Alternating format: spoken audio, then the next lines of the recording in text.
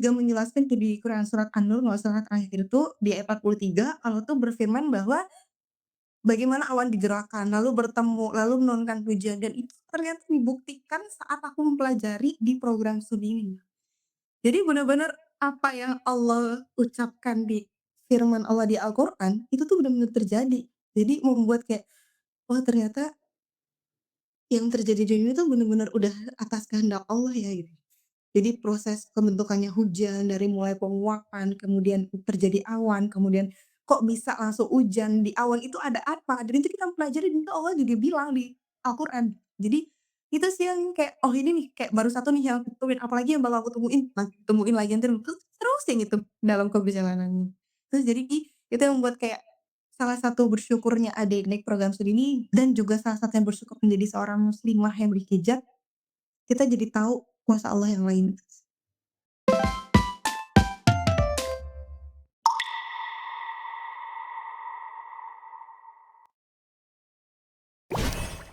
Assalamualaikum warahmatullahi wabarakatuh. Selamat datang teman-teman di The Hijab Journey Podcast, podcast yang menjadi salah satu rangkaian dari IHSD atau International Hijab Solidarity Day dari Muslimahan RS1 KDK Lampung.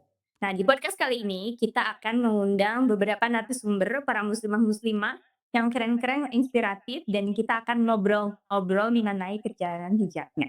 Karena tentunya setiap orang pasti punya perjalanan yang unik, punya cerita yang beda-beda.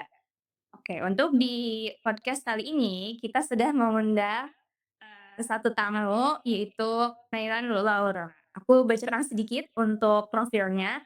Nailan ini merupakan mahasiswa, tingkat akhir di Institut Teknologi Sumatera jurusan Sains Atmosfer dan Planet. Oke, Nailan juga aktif di ITERA-nya ya sebagai di organisasi, di Madan ITERA, di KM ITERA juga. Kemudian pengalaman merjanya juga banyaknya teman-teman pernah bekerja sebagai asbes, asisten praktikum, kemudian pernah magang di BRIN juga. Oke, langsung saja kita sapa. Halo Nila, assalamualaikum. Waalaikumsalam, halo Salma, selamat Gimana kabarnya? alhamdulillah baik insyaallah, gimana Salma kabarnya? Alhamdulillah, luar biasa. Alhamdulillah. Mungkin boleh Nain cerita dulu kesibukannya akhir-akhir ini gimana? Oke, terima kasih Salma atas kesempatannya. Oke, mungkin perkenalan sedikit ya dari aku pribadi. Bismillahirrahmanirrahim, assalamualaikum warahmatullahi wabarakatuh, salam kenal teman-teman semuanya. Perkenalkan nama aku Nailan Lulu Aurora, biasa dipanggil Nailan. Sebenarnya aku udah bukan jadi mahasiswa tingkat akhir lagi ya, udah yudisium alhamdulillah gitu. Jadi udah selesai dari masa studi di Institut Teknologi Sumatera, program studi Sains Atmosfer Keplanetarian. Di kesempatan kali ini aku diberikan kesempatan ya oleh Komisi CFS LDK Lampung untuk mungkin menceritakan sedikit tentang perjalanan hijab atau arti hijab dari diri aku pribadi. Oh iya, untuk kesibukan, semuanya sibuk mondar-mandir aja sih, sibuk mondar-mandir, mondar Lampung, terus ke rumah lagi, mondar Lampung, ke rumah lagi, gitu. Jadi belum ada kesibukan yang pasti. Jadi sekarang masih fokus dulu untuk, ya menikmati masa-masa setelah studi mungkin ya. Alhamdulillah, selamat Naim, di mau museum aja. Oke, BTW nih, kita di podcast ini kan tentang the hijab journey gitu, perjalanan seseorang berhijab. Meskipun nih kita di negara Indonesia gitu ya, istilahnya mayoritas muslim, tapi pasti setiap orang tuh punya perjalanan yang berbeda. Boleh nggak Nay, ceritain gimana perjalanan kamu berhijab dari mungkin dari kecil hingga saat ini? Oke, terima kasih atas pertanyaannya Salma. Oke, kalau perjalanan hijab ya dalam diri aku tuh sebenarnya alhamdulillahnya ya teman-teman, aku tuh terlahir dari keluarga Islami itu, maksudnya keluarga yang mengedepankan nilai Islam. Jadi ketika aku lahir, aku sudah diperkenalkan juga dengan hijab, diperkenalkan dengan Islam, diperkenalkan dengan makna kita hidup di dunia gitu. Cuman yang namanya anak kecil dulu kan kalau pakai hijab masih suka buka tutup ya, pakai kerudung. Kayak, kalau misalkan main kita masih pengennya nggak pakai kerudung gitu, tapi entar kalau misalkan sekolah atau misalkan ngaji kita baru pakai kerudung, setelah itu lepas lagi gitu. Ya masih buka tutup lah, cuman kerasa wajibnya sebagai seorang muslim untuk berhijab tuh mungkin ketika ini, ketika masuk ke kelas 7 SMP, kebetulan aku pesantren, jadi memang diwajibkan untuk berhijab dan di situ merasakan bahwa, oh ternyata hijab ini sebagai pelindung dalam diri yang sudah diperintahkan oleh Allah atau tanggung jawab kita sebagai seorang muslimah yang sudah diberikan kesempatan oleh Allah gitu sih. Jadi kerasa banget waktu SMP itu dan waktu itu baru deh mulai ngerasa bahwa, oh ternyata hijab itu nggak hanya sekedar menutup rambut ya, nggak hanya sekedar menutup kepala, tapi ada batasan-batasan tertentunya, sampai mana hijab itu tertutup atau syarat-syarat tertentu, kenapa itu disebut dengan hijab, seperti itu. Mungkin itu aja sih sama. Oke, kelas 7 ya, Nak, ya. Wow, itu cukup menurutku cukup ini sih, cukup early mungkin ya. Bisa jadi. Itu, sebagian besar anak perempuan baru balik banget kan. Mhm, Jadi betul sih di betul. situ titiknya gitu ya. Iya, kalau sebenarnya karena ini juga sih mungkin, kan biasanya ada tuh filosofi kalau misalkan kita mau suka dengan sesuatu atau kita istiqomahkan dengan sesuatu, kita harus punya rumus kayak paksa, bisa, nantinya kita akan terbiasa gitu. Jadi mungkin di kelas 7 tuh ada kerasaan untuk, memakai hijab terus-terusan gitu, kan itu dipaksa ya, kita dipaksa dengan keadaan itu. Tapi ujung-ujungnya kita bisa untuk memakai hijab terus-menerus, kita bisa untuk menutup aurat ketika keluar rumah, ketika Eee, bertemu dengan seseorang yang bukan mahram kita, kita memakai penutup aurat gitu dan akhirnya kita terbiasa, karena dari terbiasa itulah menimbulkan rasa, "Oh ternyata nyaman ya aku seperti ini, kalau misalkan aku nggak seperti ini ada nih yang hilang," gitu. Jadi untuk menutup kehilangan itu, mari kita menggunakan hijab supaya kita merasa nyaman dengan aktivitas-aktivitas kita. Mungkin itu sih sama. Relate sih, karena udah dibiasain dari kecil banget ya. Iya, Jadi di kelas 7 itu ketika misalkan, "Masa sih aku keluar gak pakai hijab kayaknya yang kurang." Yang betul, jadi kita gitu. Oke, I see. Oke, mungkin dari, seluruh perjalanan hijab ini, kan ada titik di mana kita tuh menemukan makna hijab untuk diri kita sendiri gitu loh. Bukan bukan makna yang misalkan diwariskan atau dikasih tahu guru dari orang tua kita, sebenarnya tuh ini. Tapi kan pasti ada titik di mana kita tuh merasakan makna untuk diri kita sendiri. Kalau Mayan sendiri, makna hijab untuk kamu sendiri itu apa sih? mungkin ini sering ya dibilang sama maksudnya, teman-teman sering mendengar ini gitu. Jadi hijab itu kan sebagai perisai iman yang membuat kita akan bebas meletakkan sayap ilmu kita dan kita tetap dekat dengan Allah gitu. Sering karena kan sesungguhnya iman itu kan, bertambah dan berkurang ya. Nah, ketika iman kita bertambah mungkin kita akan selalu dekat dengan Allah, kita ngerasa kayak, eee, ada amalan yang kita kurang kita langsung ngerjakan, kita pokoknya intinya ngerayu Allah banget lah gitu. Tapi ketika iman kita kurang, apa sih kadang-kadang yang kita lakukan kita juga bingung gitu ya. Nah, itulah ketika iman kita ngerasa kurang, kita punya tameng tersendiri nih supaya iman kita nggak semakin berkurang gitu. Yaitu salah satunya dengan cara kita menutup aurat. Kalau menurut aku pribadi gitu ya Salma, mungkin, teman-teman yang lain punya perspektif masing-masing gitu kan. Jadi itu tadi, hijab itu makna dari dia aku adalah kita perisai iman. Ketika iman kita ngerasa kurang, atau kita nih lagi nggak semangat banget nih, kita lagi istilahnya kita nggak semangat beribadah, tapi hijab itu sebagai perisai kita, supaya iman kita tuh nggak habis gitu. Jadi kita masih masih ada kerasa bahwa, "Oh aku nih seorang muslimah loh, aku nih seorang, muslim loh, aku nih punya kewajiban loh," gitu. Jadi, eee, ketika merasa bahwa iman itu kurang dan hijab tuh sebagai perisai, supaya iman kita tuh nggak habis di perjalanan, itu sih sama. Ya, jadi justru sebagai kayak istilahnya itu pelindung gitu ya? Iya betul, sebagai pelindung.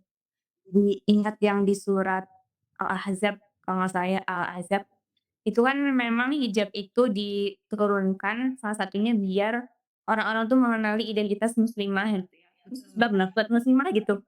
Mhm. Hijab dari ujung kepala sampai ujung kaki tuh khusus banget buat muslimah, Iya. buat muslimah dan juga cuman ini kan, kelihatan banget gitu ya.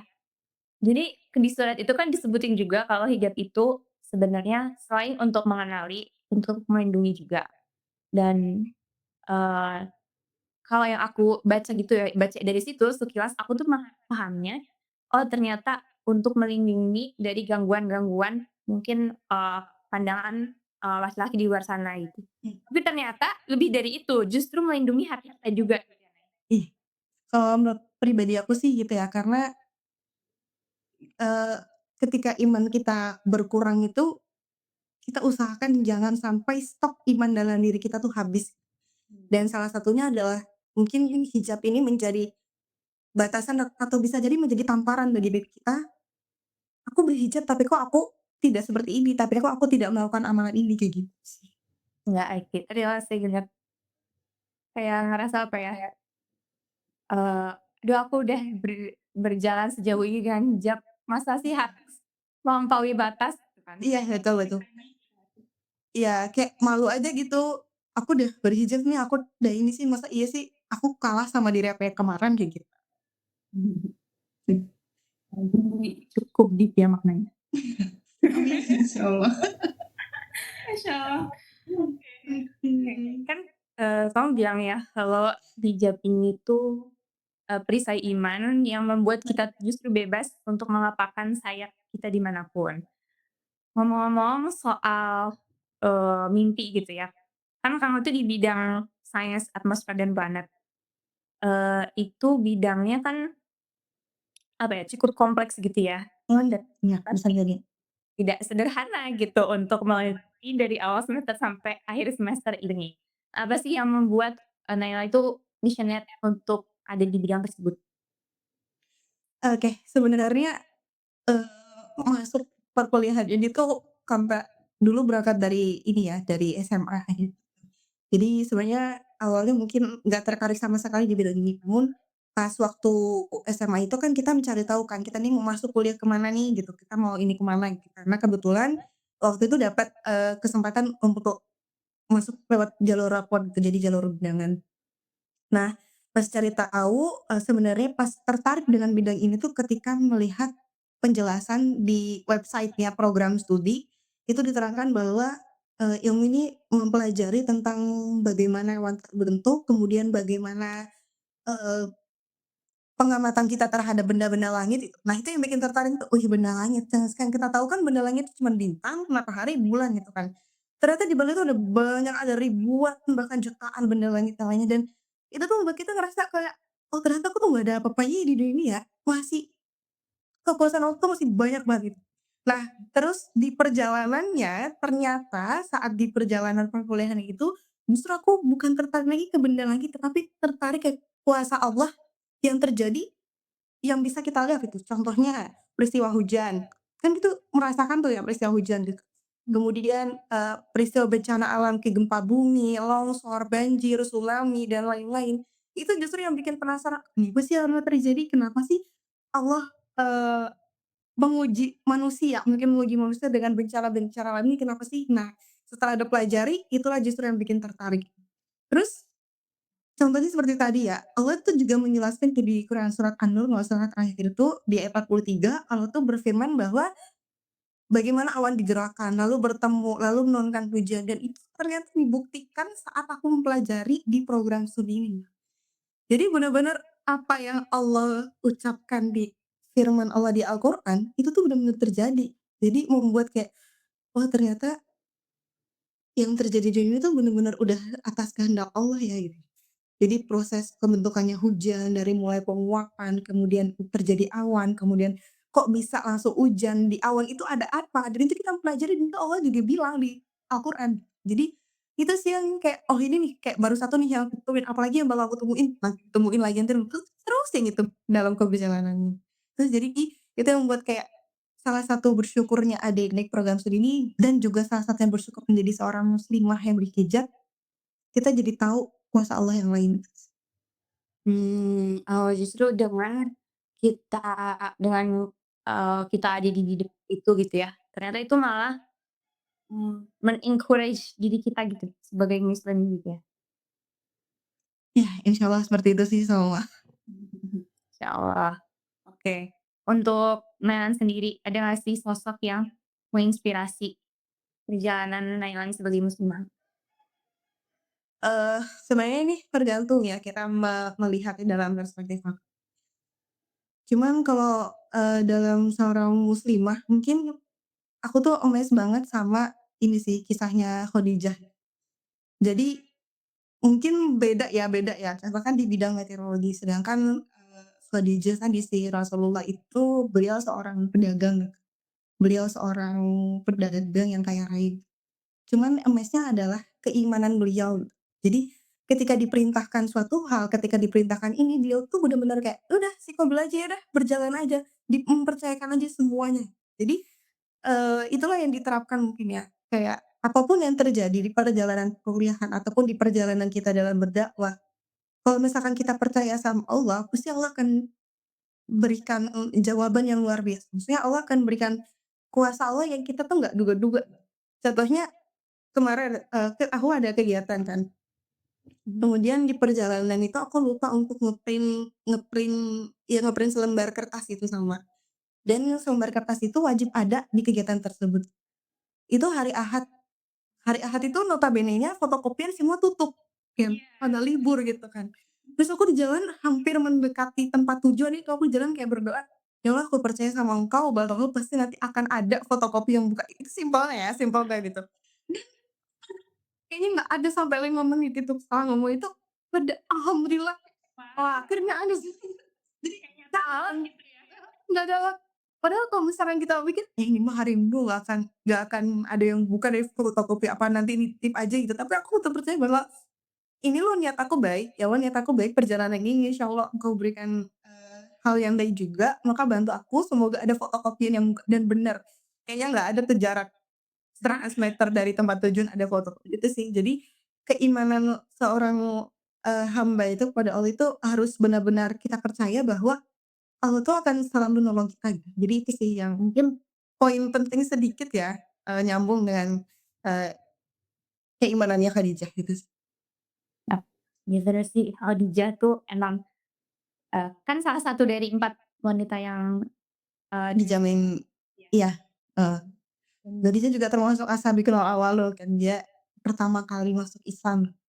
ya kayak di saat semua orang tuh nggak ada yang percaya. Iya, Iya. itu, aku percaya sih. Semoga kita juga bisa menjadi bagian dari itu. Jadi ketika mungkin nanti di perjalanannya kita bertemu dengan banyak orang yang tidak mempercayai, Islam atau tidak mempercayai nikmat-nikmat Allah, kita menjadi orang yang tetap teguh dalam pendirian kita. Amin. Dan yang paling aku kagum dari Khadijah juga ini sih, maksudnya beliau itu kan kedudukannya tinggi, kedudukan tinggi dan istilahnya beliau itu, eee, bisa gitu untuk, menjalani kehidupan sendiri, tapi beliau memilih untuk, mendampingi Rasulullah Betul, dalam dakwahnya yang tidak pasti dan atau hit. betul. Iya, kan dulu kayak itu mah kalau misalkan zaman dulu ya, itu kan kayak, eee, apa jaminannya gitu loh, untuk apa? Dapat apa sih aku, ya nggak sih? Itu makanya kayak gitu ya. Tapi beliau dengan sikonya dengan percaya dengan pada Rasul, dengan percayanya beliau kepada Allah, beliau, "Iya deh silakan sok mangga, hartanya semua sok mangga digunakan, sok mangga ayo," gimana gitu. Jadi apapun yang terjadi, ya udah itu pasti akan kehendak Allah ya. Ya, yang ya keyakinannya tuh kuat banget gitu. Oke, tadi kan, eee, kita udah cerita tentang perjalanan hijab, terus tentang sosok yang menginspirasi, tentang bidang yang Nailan passionate juga. Terus untuk kan kita sebagai perempuan Indonesia nih, ada nggak sih tantangan yang unik gitu menurut Nailan tuh di Indonesia yang ternyata di Indonesia yang negara mayoritas tuh ada gitu tantangannya untuk perempuan berhijab? Oke, sebenarnya mungkin tantangan itu muncul dari diri kita sendiri ya, karena kalau aku pribadi seperti itu. Dan kebetulan saat aku berteman maksudnya di dunia kampus, itu notabene-nya tuh berhijab cukup untuk menutup kepala aja, maksudnya menutup rambut gitu. Jadi mereka tidak memikirkan batasan sampai mana aku berhijab, maksudnya apa aja harus aku tutup itu tidak memikirkan hal itu. Jadi cukup rambutlah sebagai syarat penutup hijab ibaratnya bahasa seperti itu ya gitu. Nah, terus tantangan itu kadang muncul dari diri kita sendiri. Sanggup nggak sih kita istiqomah di jalan ini dengan tantangan seperti itu? Jujur dulu juga aku sempat ada tuh gue camar kayak, "Ih aku malu deh kalau pakai kerudung agak panjang," itu loh kayak, aku malu deh kalau misalkan kerudung aku nutup dada, nutup ini belakang, terus, ini aku malu deh kan. Karena nggak sekali 2 kali ya ketika kita kumpul dan berpakaian seperti itu, kita dibilang ustazah, dibilang umi, dibilang mama Dede, dibilang dibilang banyak gitu kayak, "Ya apa aku ganti style aja ya biar aku juga pengen dianggap ya anak anak perempuan biasa gitu, aku bukan Umi, aku bukan kan kayak gitu ya kan. Jadi tantangan tuh kadang mungkin dari diri kita sendiri. Kemudian aku sadar bahwa, loh, emang mereka tuh siapa kok bisa mempengaruhi aku segitu hebatnya? Bisa hal-hal yang, eee, aku pengen coba padahal itu bukan ranah aku, bukan kewajiban aku ke SMA. Jadi, ya mungkin itu sih tantangannya muncul dari diri kita sendiri ya, karena lingkungan yang belum selaras dengan pikiran gitu. Jadi kan kita nggak bisa memaksa kan, kita juga nggak bisa memaksa untuk, yang wajib tuh kayak apa loh, yang bener tuh kayak apa, juga nggak bisa memaksa itu, karena mereka juga punya pendapat masing-masing. Hidayah Allah nanti juga akan datang pada waktunya gitu. Jadi, ya itulah kita harus berusaha berperang dalam batin kita sendiri bahwa nggak apa-apa dibilang ustazah, nggak apa-apa dibilang umi, nggak apa-apa dibilang mama, dede, yang penting Allah senang, yang penting Allah suka, yang penting umi abi aku gak kecewa gitu sih, lebih kayak gituin aja sih. Yang penting aku nyaman dan yang penting aku terhindar dari godaan-godaan laki-laki yang gampang begal, gampang, eee, sama mungkin nggak masuk sekolah dan sekarang mungkin gitu ya kita bedanya. Itu sih selalu tantangannya. Oke. Tadinya tuh aku expect gini loh, Nay, pas, Gimana? ditanya ini kayaknya Neon bakal jawab ini, apa, lingkungan gitu. Tarzan, biasanya dibilang, kalau misalkan kita dengan hijab yang berbeda gitu ya mungkin, ya kita, kan di Indonesia cara berhijab kan beragam. Iya, bener bener. Mungkin dengan cara hijab yang berbeda itu, kadang takut dibilang umi-umi, takut dibilang ustazah. Aku kira kamu bakal jawab itu, tapi ternyata memang tantangannya itu, aku baru sadar juga emang dari diri sendiri gitu ya. Iya iya, bener bener. Iya, aku kalau misalkan di lingkungan, alhamdulillahnya aku mencoba untuk mencari lingkungan yang selaras dengan aku gitu. Jadi, aku juga nggak menutup diri ya, maksudnya nggak menutup diri tidak bergaul dengan, teman-teman yang lain gitu. Aku tetap bergaul dengan teman-teman yang lain. Nah, karena aku membuka diri aku, itulah tantangan yang muncul di situ. Sanggup nggak sih aku istiqomah, sanggup nggak sih aku bertahan dengan style yang seperti ini, style yang dibilang umum-umum, style yang ini gitu. Namun dalam keberjalanannya, ya udah kita anggap enjoy aja, "Oh aku ternyata diterima kok di mereka, tapi aku juga harus menerima diri aku bahwa aku dipanggil Umi," kayak gitu. "Aku dipanggil ustazah, aku juga harus menerima," gitu sih. Nah dari situ mungkin kita bisa membuka jalan-jalan, dakwah ya, kan dakwah kan nggak harus disampaikan dengan secara orang banyak, itu kan kita nggak harus kan, jadi kita bisa dakwah IG-nya itu kependekan dan mungkin panjangin lagi di sana kan salah satu contohnya gitu. Inti sih sama Terus kalau Naya sendiri menghadapi misalkan, apa ya, eee, komentar ya, istilahnya komentar gitu ya, komentar orang-orang, kalau misalnya dibilang, eee, "Umi-umi" atau "ustazah" gitu gimana menghadapinya? berusaha biasa aja sih, aku nggak menuntut kayak, "Jangan panggil aku, jangan," aku nggak gitu. Jadi ya udah, konsekuensinya harus aku terima itu. Kalau aku berani seperti ini, berarti apapun yang terjadi harus aku terima, itu aja sih, Jadi aku nggak menutup, maksudnya nggak mengkomen orang-orang yang, "Ih, gitu, enggak. Ya udah, ketika kita punya suatu jalan, maka apa yang terjadi kita harus menerima semua tantangan-tantangan itu. Mungkin ini juga menjadi salah satu tantangan dari Mmm, iya iya. mungkin itu sih semua. Gitu ya. Jadi dibawa santai aja gitu? Benar, itu santai aja, karena kalau misalkan kita berfokus dengan omongan orang-orang, kita nggak akan pergi dari satu tempat, tapi kita akan fokus di tempat itu menyelesaikan masalah. Sedangkan kita tuh harus bergerak nih, masih banyak nih cobaan yang belum dicobain gitu. Ya udah kita bergerak lagi, kita bergerak lagi. Tapi di Indonesia pasti komentar orang tuh ada aja gitu ya, nggak akan habis. Iya, nggak akan habis. Jadi ya udah, fokus ke diri kita aja, entar nanti juga, eee, kita dan juga jangan lupa ya kita untuk mendoakan teman-teman kita sendiri supaya hidayah Allah juga sampai ke mereka dan mereka juga merasakan bahwa, oh ternyata yang Allah perintahkan tuh seperti ini dan kita nyaman merasakannya gitu. Oke. Ya mungkin selanjutnya ini masih relate juga sih, karena kalau di bidang, sains, astronomi dan planet itu stigmanya gitu ya, adalah male dominated field atau didominasi laki-laki gitu. Mmm, Tuh, nah itu bener nggak sih, Nay? Terus pengalaman kamu sebagai muslimah berhijab di bidang tersebut tuh bagaimana? oke. Sebenarnya kalau misalkan dibilang dominasi oleh laki-laki sih, nggak semua bidang meteorologi itu didominasi oleh laki-laki ya, karena Aku juga berkaca dari dosen pembimbing aku gitu, dosen pembimbing 2 aku itu, eee, peneliti di BRIN dan alhamdulillahnya sekarang beliau sedang studi S3 di Exeter dan beasiswa LPDP dan berhijab juga.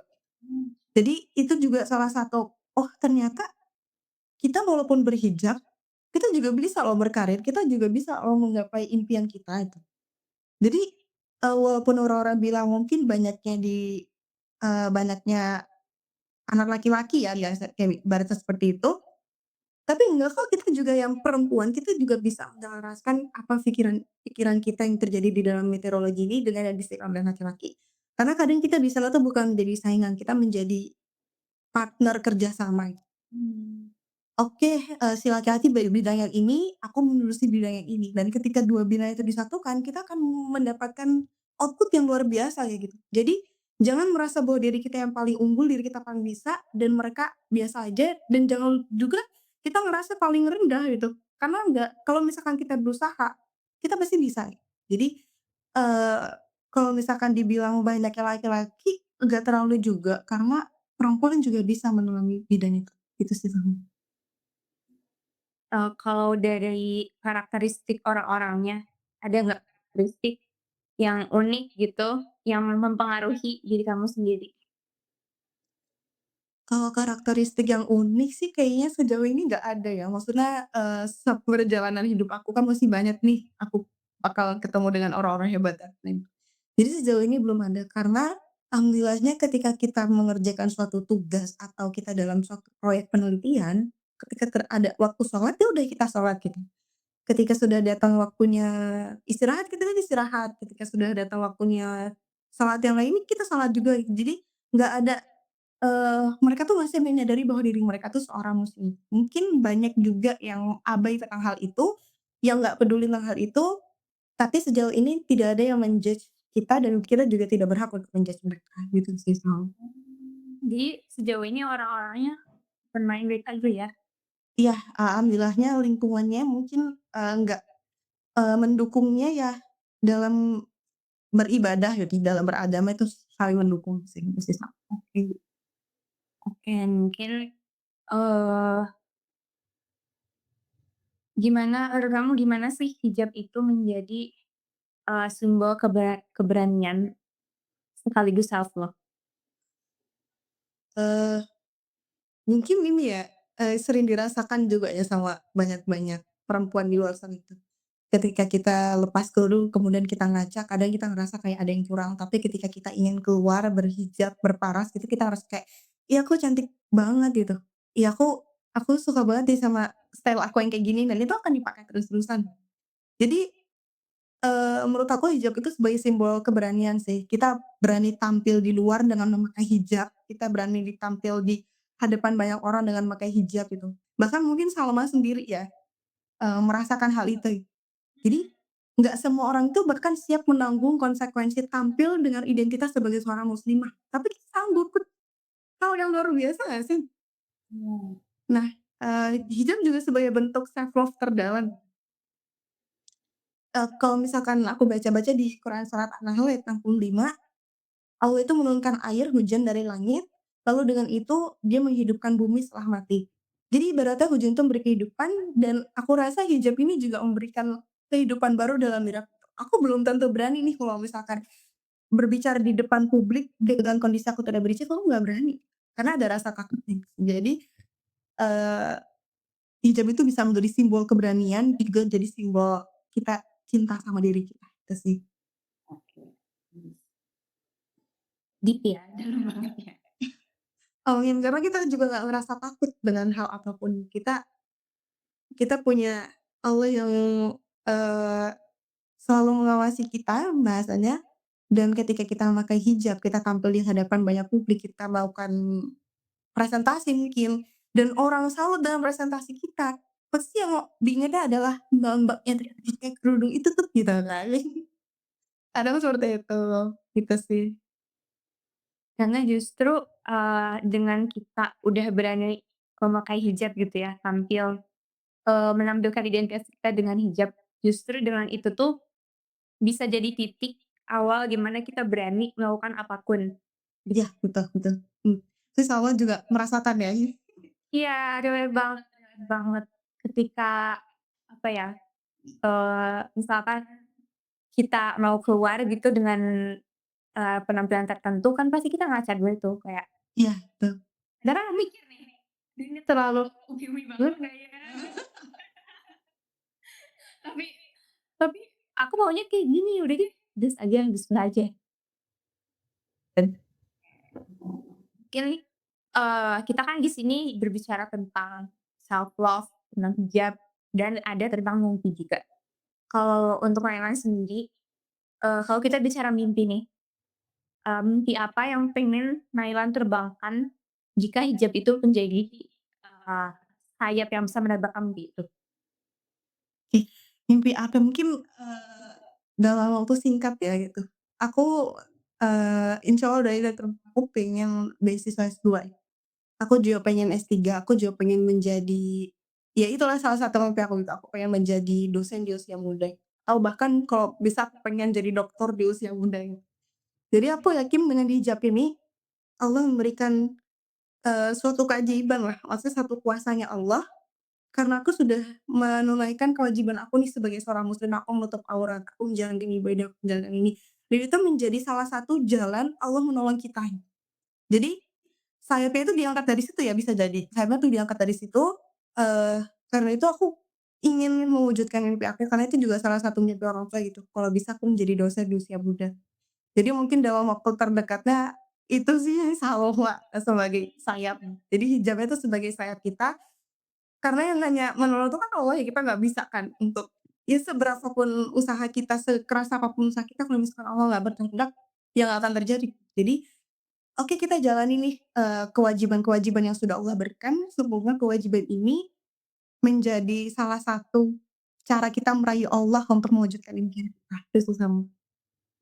Dan jadi ini juga ya, representasi muslimah yang, menggapai mimpi tak terbatas. Kan banyak banget sekarang, influencer atau peneliti yang memakai hijab tuh banyak banget, dan mereka juga memaknai hijab itu nggak hanya sebagai penutup gitu, tapi sebagai pelindung, sebagai perisai, sebagai mungkin sebagai jalan juga, bisa sebagai jalan juga. Kan nah aku ketemu sama ini juga karena hijab, kalau misalkan kita nggak berhijab kita nggak akan ketemu jalurnya kayak gitu. Terus jadi akan ada banyak keajaiban-keajaiban Allah dengan cara kita ambil hijab, terus ya Allah akan mendatangkan kuasa-kuasanya yang lain. Terus Buahkan jalannya sama Allah. iya, betul. Ini Nay, ini kan podcast-nya dalam rangka International Hijab Solidarity Day. Ada nggak pesan yang ingin kamu sampaikan, sebagai bentuk solidaritas untuk muslimah di seluruh dunia? Mungkin pesan yang disampaikan untuk semua muslimah di luar sana gitu ya, jangan merasa bahwa hijab ini atau identitas kita sebagai seorang muslimah ini penghalang kita untuk meraih mimpi. Jangan sampai merasakan itu, justru ini adalah mahkota yang udah Allah titipkan, perisai yang udah Allah titipkan.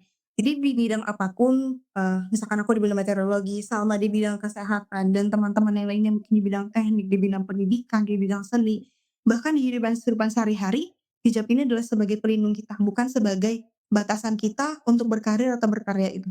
Dan ini juga sering ya disampaikan oleh, muslimah-muslimah yang lain. Karena mereka juga merasakan bahwa hijab ini bukan sebagai pembatas kita untuk berkarir, tapi sebagai jalan kita atau sebagai pelindung kita untuk kita menggapai impian-impian kita. Bahkan Allah juga udah berjanji tuh di Quran surat An-Nahl ayat 97, "Barang siapa yang beramal soleh, baik laki-laki maupun perempuan dalam keadaan beriman, maka pasti kami akan berikan kepadanya kehidupan yang lain." Jadi, terus untuk apa lagi kita nggak beramal soleh, apalagi kita tidak menjalankan kewajiban ini. Bahkan Allah aja udah janji gitu, Allah aja udah kasih firman-Nya. Jadi kita tinggal menjalankan aja kewajibannya, kita tunggu aja nanti keajaiban Allah apa, seperti itu sih sama. Jadi, jadilah muslimah yang berilmu, muslimah yang beriman, dan juga muslimah yang memberikan manfaat bagi orang lain. Jangan cuma sibuk, tapi sibuk yang bermanfaat. Mungkin Amin. Semoga, dengan ini semua impian kita tuh bisa terwujud dan kita bisa mengimpinya tak terbatas gitu ya. amin, oke. Kamu juga pasti punya impian tersendiri kan, dan insyaallah dengan, hijabnya sama, impian itu jadi mudah gitu, jadi alasan bukan jalan untuk mencapai semuanya. Amin, iya BTW kalau ngomongin, studi lanjutan, nanti di episode-episode selanjutnya stay tune aja kita bakal ngundang narasumber yang keren-keren, ada yang dari Amerika, ada yang dari Jepang, Wah, Masya Allah, yes, dari Mesir. aduh aku jadi insecure deh, aku dari Allah. Ya teman-teman stay tune aja, ya teman-teman bisa menemukan inspirasi-inspirasi.